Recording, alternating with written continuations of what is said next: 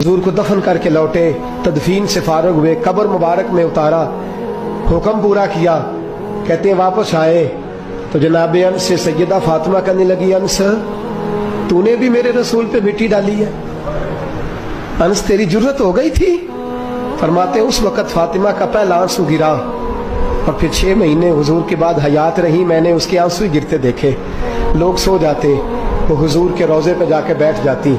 कहते मैं समझाता बहलाता, लेकिन फातिमा कहती अली सब्र अपनी जगह, कर्म अपनी जगह। और मैं तुझे क्या बताऊं, बहन भाई पहले सारे चले गए, वालदा पहले छोड़ गई, अब हुजूर अलैहिस्सलातु सलाम ने भी पर्दा डाल लिया है, मुझे चार और जानिब कुछ दिखाई नहीं देता। कहते 6वां महीना था हुजूर के विसाल को।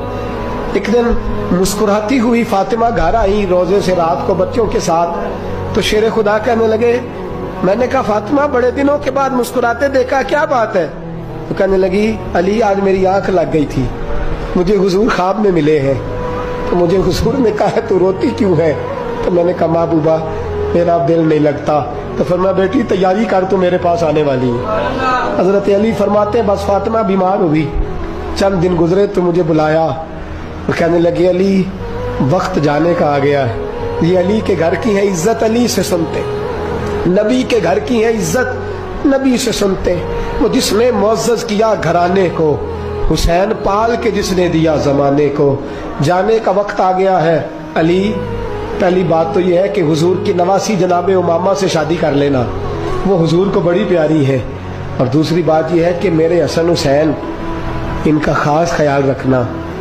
और तीसरे लफ्ज कहे तो हजरत अली तड़प के रोए, कहने लगी मैंने वक्त गुजारा है, आपकी हुकूक मेरी जिम्मेदारी थे, मैं इंसान थी भूल जाती थी, अगर मुझसे कहीं कोई कमी रह गई हो तो मुझे रज़ाए इलाही से दरगुजर करना, कहीं मैं हुजूर के सामने जाके शर्मिंदा ना हो जाऊं। शेर खुदा करम अल्लाह ताला वजहुल करीम फरमाते मैंने हाथ थामा और मैंने कहा फातिमा अली का बड़ा मर्तबा था, पर जो तेरी निस्बत से कमाल था वो तेरा ही था।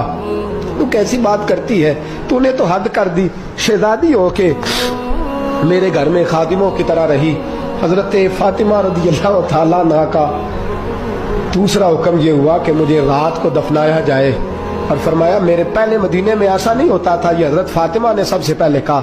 फरमाया मेरी चारपाई के साथ लगा के ना शाखें, चारपाई के साथ तो ऊपर ला के उन्हें ऊपर से बांध देना और उन शाखों के ऊपर एक कपड़ा डालना, मेरे कफन पर भी किसी की नजर न पड़ जाए।